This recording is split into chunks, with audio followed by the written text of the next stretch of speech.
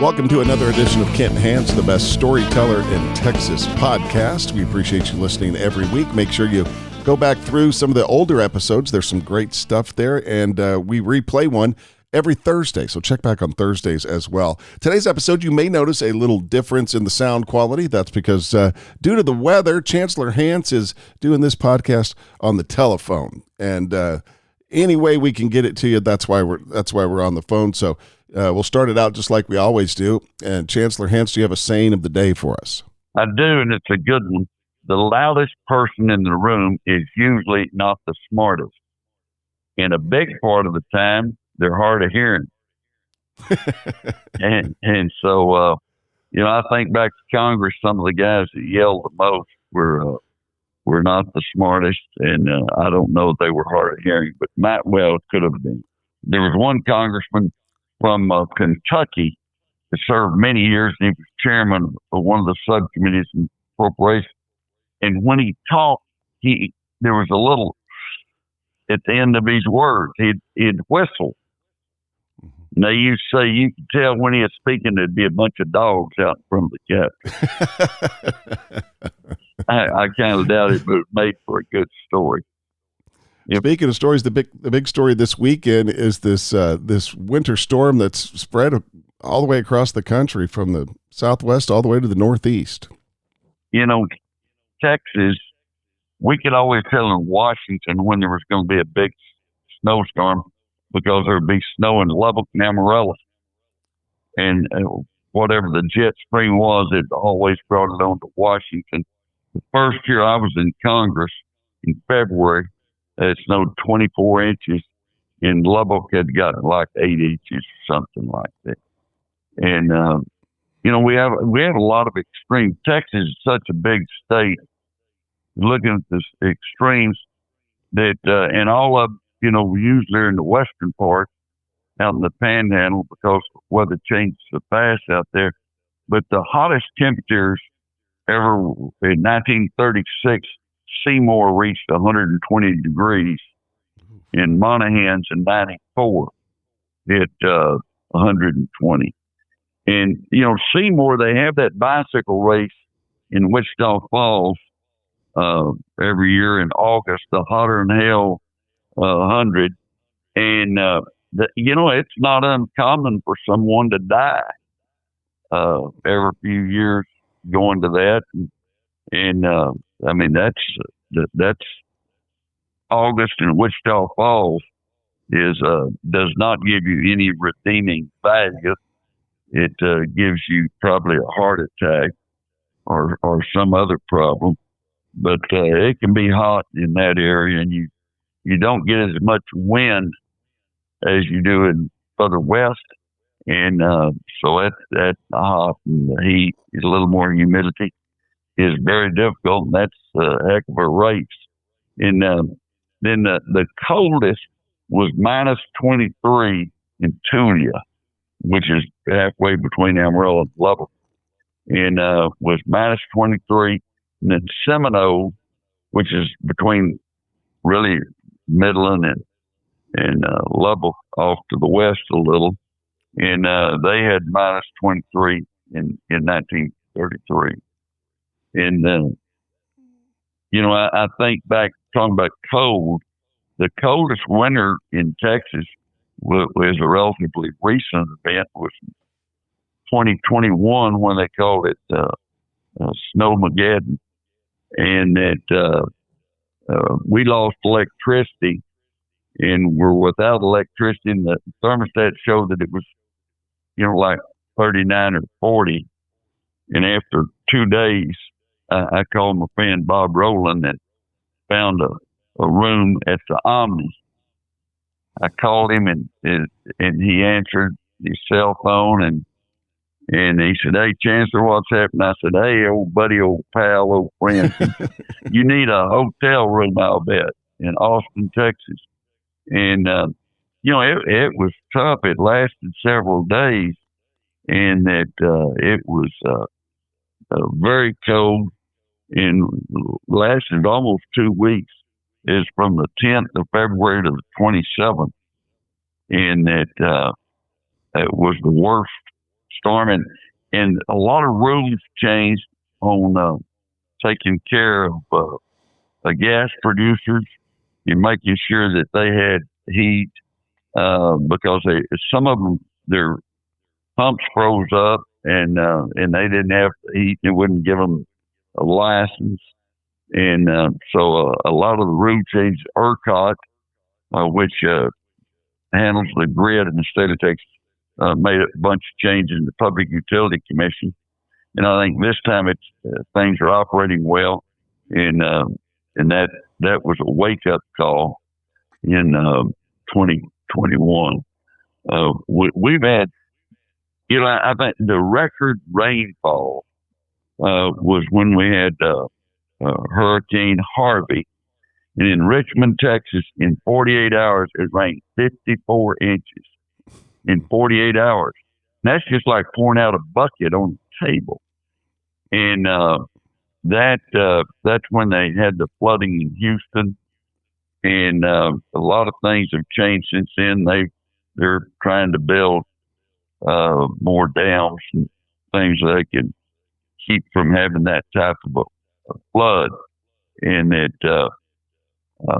that was an extreme, and then, but I just think, people think about a flood and a rainfall, but 54 inches in 2 days, you're getting a little over an inch an hour, and there's no, in Houston, there's just no place for it to go. It wasn't like it was in the hill country, like the floods we had last year in Kerrville around the 4th of July. That took so many lives. And, but you look at Hurricane Zeta, that's 1970 down to Rances Pass and Corpus and everything. They had the record for 180 mile per hour winds. And that did a lot of damage, took forever. And the first, if you look, Laredo will average having 100 days a year of over 100 degrees. And then you look in the Texas Panhandle, Borger up north of Amarillo averages 20 inches of snow a year, and Amarillo averages 17. Lubbock averages 7 to 8, and Dalhart about 15. So they get some snows, and people are always surprised that you tell them, there've been some snows. The record snow for one day was Hillsborough, had 26 inches in one day in 1929. But Dimmitt and Hale Center had 27 inches, but was over 2 or 3 days. And I was alive and well when that happened. My dad always told a story about had a snowstorm when he worked as a cowboy out on the George Ranch, and that stopped snowing. And there was one of the drifts had a cowboy hat on it, and they walked out there to get the hat, and there was a man under it, and they said, "We'll go get a shovel and dig you out." And he said, "Could you dig my horse out that I'm riding?"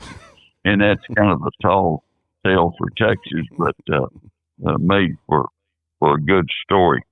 I think that between Rio Grande Valley and Laredo, El Paso, and Amarillo, Beaumont, Texarkana, you're just going to get a lot of different types of weather, and that we're going through a big cold snap now, and all weekend most people stayed off the roads Saturday and especially Sunday because it was so slick. And you get into the Austin area with all the hills and everything, you may be a pretty good driver in ice, but not when you're coming to hills that have that kind of ice. It's just extreme weather that, part of being a Texan is that extreme weather. Sandy, there's another thing I read this weekend in the Florida Keys in the Everglades. They had a boat captain, and he got arrested for selling cocaine. His defense was he found it in the water in the Everglades, and since it was abandoned, he didn't think that would be illegal, and that he wasn't real bright. Or his lawyer wasn't real bright, letting him say that was, he'd been better saying nothing, and that he will get a little time in prison probably for that. When I was down, unfortunate, at the Orange Bowl to see Texas Tech play, I went out the day before on a airboat, and we saw alligators and didn't see python snakes to speak of that there were few around, but they said if you want to see the pythons coming, the summer months, and that they hunt those things, and there's no hunting license needed, and you kill as many as you want to, and somebody just threw a snake in there, some years ago, and they just multiplied, and they've taken over. There's very few deer that's in the Everglades compared to what there used to be, just because the python snakes were feeding on them. And that day we went out, it was 40 degrees, and those airboats go about 20 or 30 miles an hour, and it was cold. Saw a lot of turtles, big turtles. It showed us one they had in one of the camps on one of the islands that weighed 300 pounds. Mm. And I think the reason it weighed 300 pounds, didn't give me exercise, didn't have to hunt. They were feeding it every day. So it was in good shape. On exercise, I wanted to mention there was a Harvard study that said that if you will vary your exercises, you'll live long. And that if you do walking and do some jogging, do weights, you don't consistently do the same thing every day. And I think it's probably a very good study.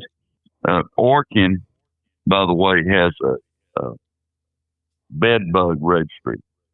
You can go look, and it'll tell you what hotels had bed bugs, and so you can avoid those hotels. But I don't know. I guess they're saying if you hire them, they'll take you off the list. Maybe I don't know what the deal is there, but the bed bugs. That was something they had conferences. I was chancellor, been chancellor for about 6 months, and I saw there were 3 people I needed to sign off on going to a bed bug conference in Denver. And I thought, that's a lot of people. And I got to talking to the guy that was in charge of the dorms. And he said, hey, that's important. They got to stay on top of it. And I'd never thought about that, but I can understand why all the colleges send someone to the bed bug convention or bed bug conference, whatever it's called. And they want to keep that under control. Last week, talking about cold weather, the Rams played the Bears in Chicago, and it was bitter cold. And the Rams, one of their trainers came up with the deal that cayenne pepper would help them, and they mixed cayenne pepper with baking soda, and they put it in their socks, stay warm. And they said it worked, and it kept their feet warm. And usually the first thing that gets cold on you when you get in a cold area is your feet. And so they took a half teaspoon of cayenne pepper and put it in with an ounce of foot powder. And you can put powder or baking powder, either one. But that's a unique thing, in my opinion. And they did that and with the LA Rams. Los Angeles, they started a petition in California for Denmark to buy California. And I think a lot of us say, well, that'd be okay. And but they got 280,000 signatures on it. And it's kind of, they're trying to be funny. Also in the California news, there was a film of a coyote swimming in the Bay Area from San Francisco over to Alcatraz, and he made it. And that coyotes, since the beginning of man, coyotes have been poisoned. they've been shot, they've been trapped, and no one's made a dent in the population of cows. They're tough. When I had a ranch out at Matador, had a guy he had a helicopter and he'd take hunting parties, and they'd take a machine gun and a helicopter and go hunt feral hogs. Feral hogs tear up a ranch, they tear up a farm, and you really can't eat them. They're terrible. They're just nasty, and I think the hunting of feral hogs, it's kind of like the pythons in Florida. You don't need a license or anything. Just go out and shoot them, and the government will be happy with you that you did that. I noticed the superintendent of the schools in Des Moines is pleading guilty as agreed to some kind of plea deal where he falsely claimed that he was an American citizen, and he fled from agents and was found, and he had a loaded handgun and $3,000 in cash. He's lucky he didn't get shot. When you're carrying a gun around and you're subject to getting arrested, if you show that gun, you're probably going to get shot. But he was here illegally, and I'm amazed that the school board in Des Moines would have hired him. I mean, what were they thinking? Did they not run a background check? And he will be going to prison and get up to 20 years, but I figured they'll probably give him 5 or so. And then he'll be deported to Guyana, his home country. And that guy didn't have work authorization since like 2020, I think. Yeah, no, that's right. He did. And he's the superintendent. Yeah, I tell you something about the school board. That's the reason you need to go vote in school elections and things like that. Somebody takes over, and they just hired him, and they thought he was there legally, and you got to have people run a background check on people like that. You'll find some surprises, and you'll find surprises on their ability to pay their debts when you're running a background check on an employee. And a lot of people that are in the public sector do not have good credit, and that's important because you don't want them running up a bunch of bills. Chancellor, did you see that thing about taking a nap, how taking a short nap's okay? I did, and it was a Harvard study, and they said a short nap in early afternoon after your meal or something, and they talk about 20 to 30 minutes. If you sleep more than 30 minutes, it can really mess up your day. But I usually, on occasion, I'll take about a 15, 20-minute nap right after lunch, and I'm up and ready to go in a short period of time.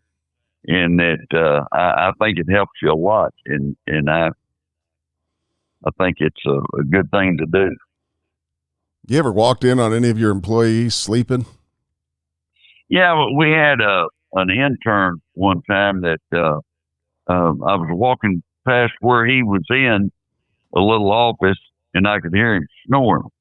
And he had his feet on the desk and had the chair back and was snoozing. He was in a position, he was just snoring, not extremely loud, but it's loud enough that I heard it when I walked by, and I thought, is that somebody snoring? I turned around, there he was, and I started flashing the lights.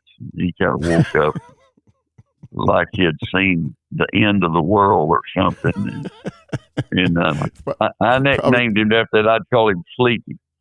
Sleepy, can you get this project finished without, having a real problem? And he'd always laugh about it. He probably thought he saw the end of his career. We weren't going to hire him. He was good, but he wasn't that good. And but having you feet on the desk and talk back in the chair doesn't look a good example. If one of your clients is walking down the hall and hears somebody snoring, he's not going to be impressed. And the time I get through with them, they're not going to be impressed either. Another enjoyable episode with Chancellor Kent Hance. Why don't you remind everybody our saying of the day? Saying of the day, the loudest person in the room is usually not the smartest. And many times they're just hard of hearing.